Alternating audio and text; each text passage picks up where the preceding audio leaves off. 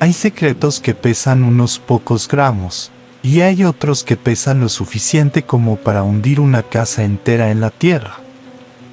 ¿Alguna vez te has preguntado qué esconden las personas que más amas detrás de sus ojos cerrados? Hola, familia de El Susurro Final.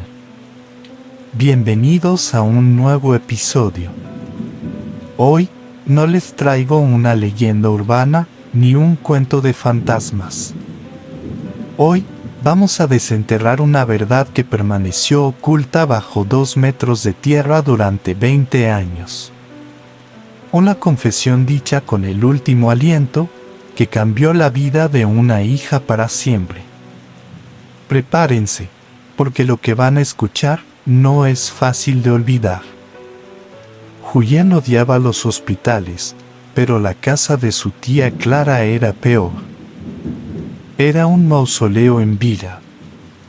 La tía Clara, la matriarca de la familia Valdemar, llevaba 40 años sin ver la luz del sol. La enfermedad de Valdemar, como la llamaban los médicos locales desconcertados, había consumido a 3 generaciones. Piel que se quema con los rayos UV, huesos frágiles como el cristal, y esa extraña, inquietante sangre de color oscuro, casi plateado, que no coagulaba bien. Julián sentía el mismo dolor en sus articulaciones. Sabía que era su futuro. Ver a Clara era verse a sí mismo. El sonido del monitor cardíaco era irregular. Clara sabía que le quedaban minutos.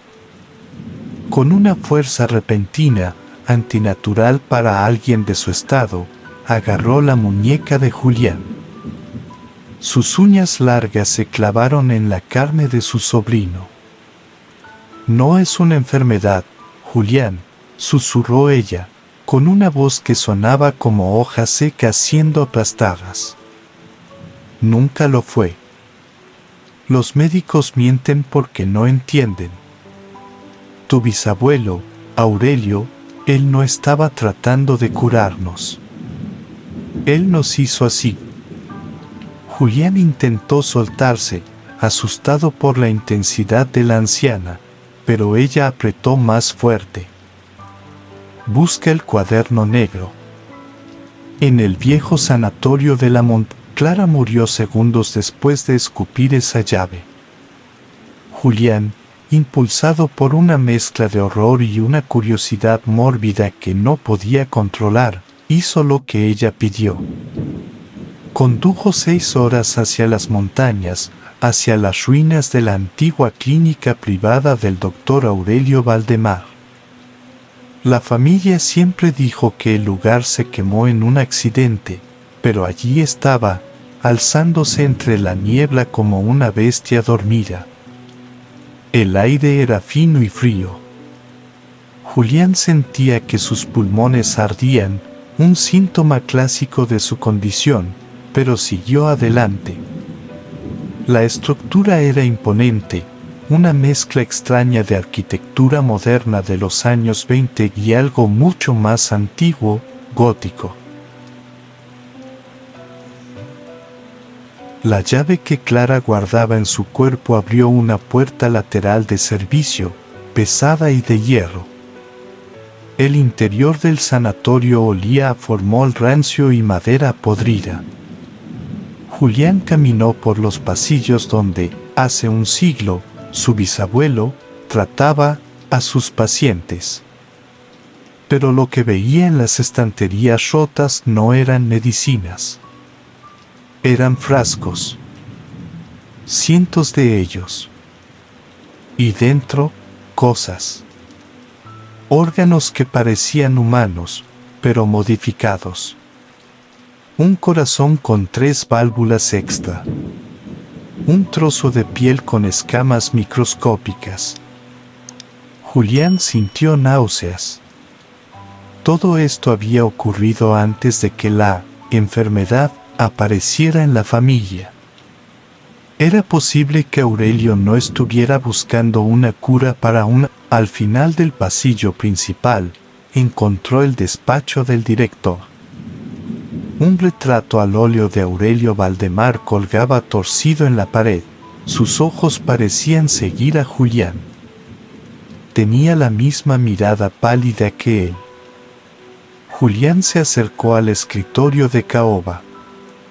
Sus manos temblaban, no solo por el frío, sino por la vibración que sentía en su propia sangre, como si su cuerpo reconociera este lugar. Insertó la llave en un cajón secreto del escritorio. El mecanismo hizo clic suavemente, perfectamente engrasado a pesar de los años. Dentro, solo había un objeto, un cuaderno de cuero negro.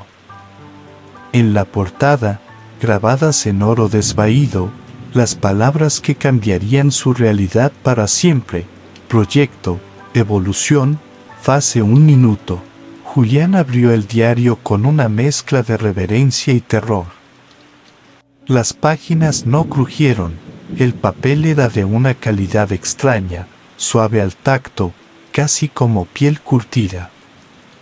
Las primeras entradas, fechadas en 1924, parecían las notas de un médico preocupado.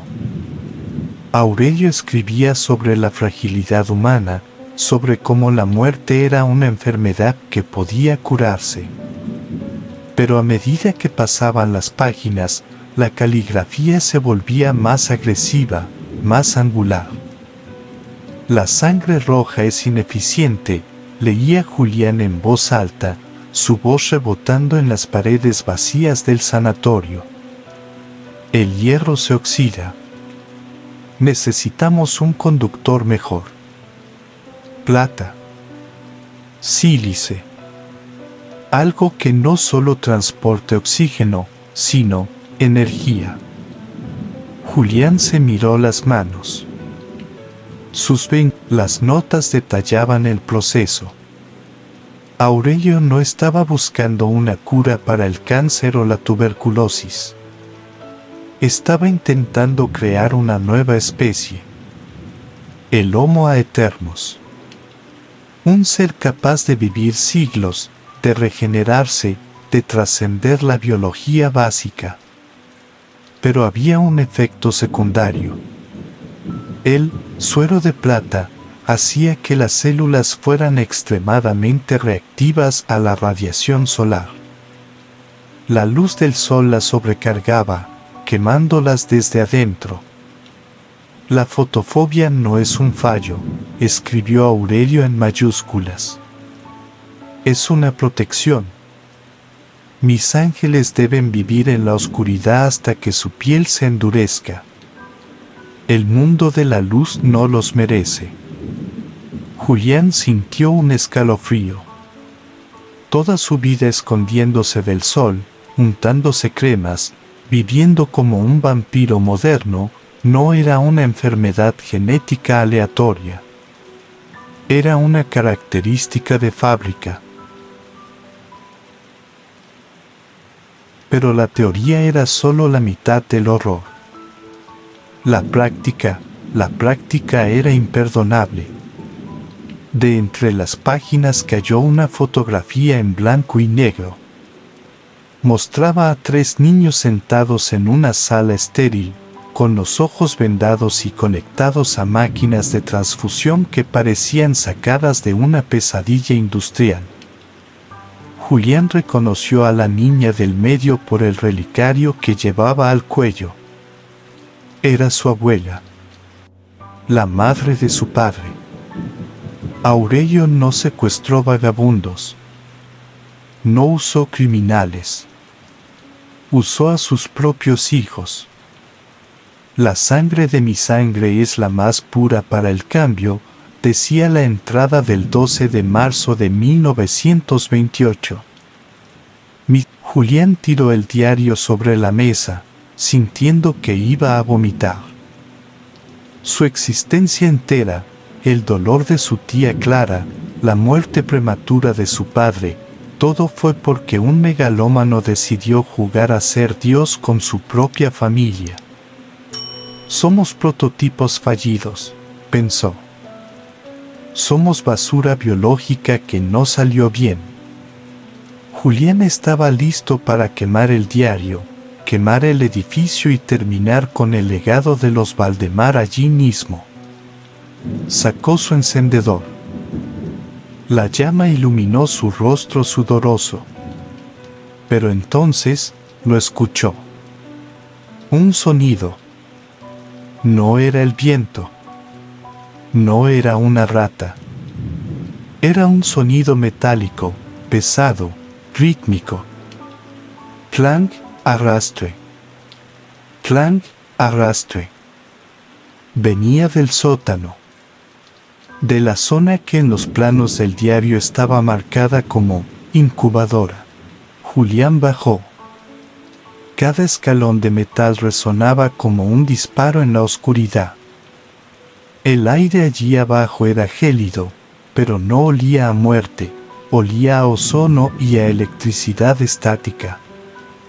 Al final de la escalera, la linterna de Julián iluminó algo que su mente tardó segundos en procesar. No era una cripta. Era un trono. En el centro de la sala, rodeado de máquinas que zumbaban con una energía rítmica, estaba la incubadora. Y sentado en ella, no había un monstruo deforme. Había un hombre. O lo que quedaba de uno. Su piel era lisa, plateada, sin un solo pelo, estirada sobre huesos imposibles. Tubos gruesos entraban y salían de su pecho, bombeando ese fluido brillante que Julián conocía tan bien. El ruido metálico que había escuchado era el sonido de un pulmón mecánico de hierro forzando aire dentro de ese cuerpo antiguo. Julián se acercó, hipnotizado por el horror. La figura parecía dormida, preservada en un estado de animación suspendida. Pero cuando Julián dio un paso más, los ojos de la criatura se abrieron de golpe. Eran violetas, idénticos a los suyos. Pero no había locura en esa mirada. Había reconocimiento. Había inteligencia. El ser movió los labios.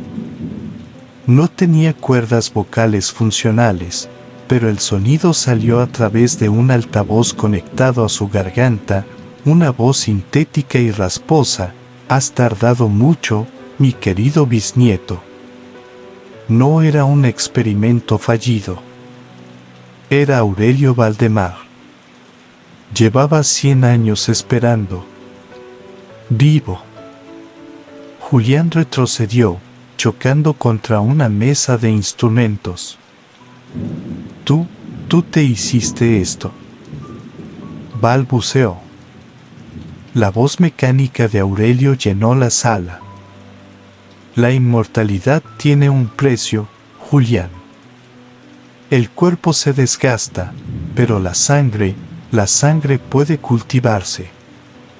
Creé a tu abuela, a tu padre, y a ti, no como hijos, sino como ganado. Ustedes son mis filtros. Sus cuerpos procesan el suero, lo refinan, lo adaptan a mi genética hasta que está listo para volver a mí. Julián miró a su lado. Había una segunda silla. Vacía. Con correas de cuero y agujas preparadas. Entendió la verdad de golpe. La enfermedad que mataba a su familia a los 40 años no era un fallo. Era la fecha de caducidad. Era el momento de la cosecha. Julián corrió hacia la escalera, pero la puerta de hierro se cerró con un estruendo que selló su destino. Las luces azules cambiaron a un rojo de emergencia. Abajo, los brazos mecánicos de la silla vacía se extendieron, buscando a su nuevo ocupante.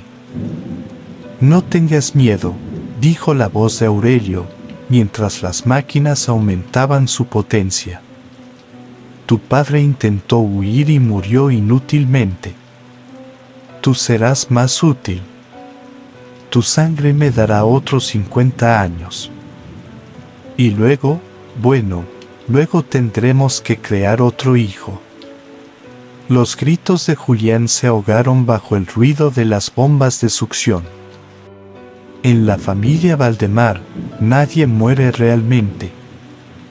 Simplemente, se convierten en parte de él. A veces buscamos nuestras raíces sin saber que esas raíces están hambrientas. Julián encontró a su familia, y su familia lo encontró a él. Si alguna vez sientes que llevas algo extraño en la sangre, ten cuidado. Podría ser que no eres el dueño de tu cuerpo, sino solo su cuidador temporal. Suscríbete al susurro final si quieres sobrevivir a la próxima historia. Hasta que la oscuridad nos vuelva a encontrar.